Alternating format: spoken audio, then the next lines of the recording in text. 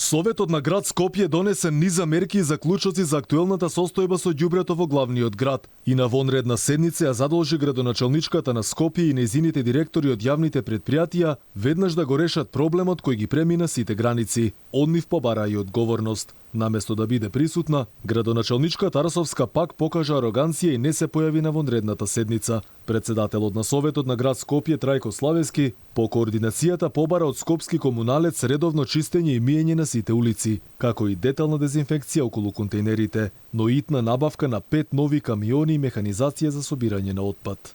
Одговорност за сите кои директно или индиректно учествувале во креирањето на ваквите состојби во јавното претпријатие комунална хигиена.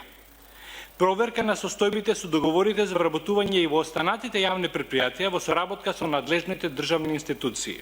Меѓу заклучоците и детална проверка на договорите на вработените, за кои што има сомнеш дека не се појавуваат на работа, земаат плата. За овие заклучоци на седмата седница на градот едногласно гласаат 24 советници.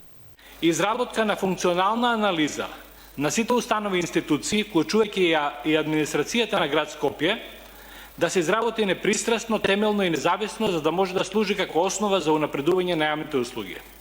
Координаторката на советничката група на СДСМ Љубица Јанчева, која беше координатор за свикување на седницата, рече дека Арсовска има игнорантен и неодговорен однос кон градот и побара таа да поднесе оставка поради неспособноста да го менаџира градот. Со слични обвинувања од говорницата излезе и Марија Андоновска од ВМРО-ДПМН, која рече дека присуството на градоначалничката и на директорката на ваква седница е задолжително, бидејќи граѓаните очекуваат одговори, а не како што рече дневна политика и популизам.